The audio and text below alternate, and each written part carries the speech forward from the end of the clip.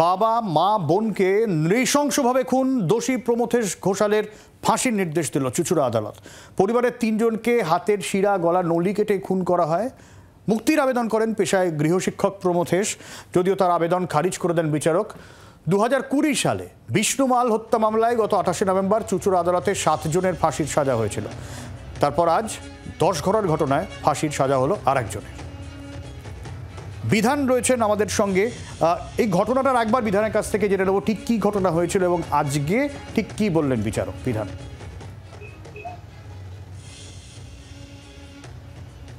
সব্যসাচী, 2021 সালের 8ই নভেম্বর এই ঘটনা ঘটেছিল ধনিয়াখালী থানার 10 ঘরার পালপাড়া গ্রামে। সেখানে ঘোষাল বাড়িতে একেবারে নৃশংস একটি ঘটনা ঘটে।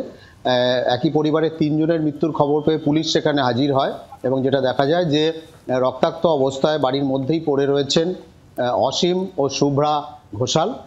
তারা স্বামী স্ত্রী এবং তাদের মেয়ে পল্লবী চ্যাটার্জি।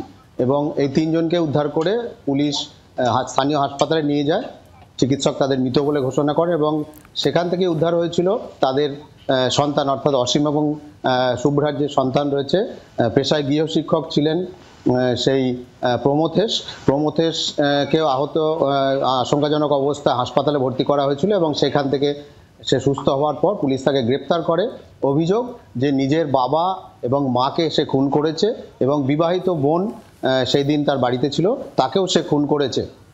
এবং তারপরে এই মামলা চুঁচুড়া আদালতে শুরু হয় এবং 14 জনের সাক্ষ্য গ্রহণের পর দোষী সাব্যস্ত করা হয় অভিযুক্ত প্রমথেশ ঘোষালকে।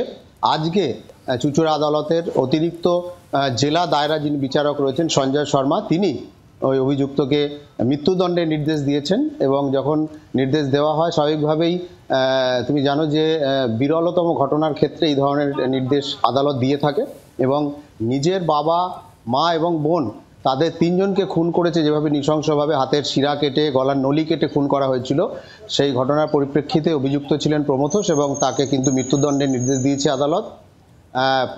এই ঘটনায় স্বাভাবিকভাবেই এক চাঞ্চল্য ছড়িয়েছিল ধনেখালী 10 ঘরা গ্রামে এবং পুলিশের পক্ষ থেকে যেটা বলা হচ্ছে যে সঠিক সময়ে চার্জশিট দাখিল করা হয়েছিল এবং যে সাক্ষ্য তারা গ্রহণ করাতে পেরেছে সেই সাক্ষ্যের এবং তথ্য প্রমাণের ভিত্তিতেই কিন্তু দোষী সাব্যস্ত করা হয়েছিল অভিযুক্তকে এবং তার পরিপ্রেক্ষিতেই কিন্তু আদালত এই সর্বোচ্চ যে সাজা অর্থাৎ ফাঁসির সাজা সেটা শুনিয়েছে। অনেক ধন্যবাদ বিধান। সব্যসাচী।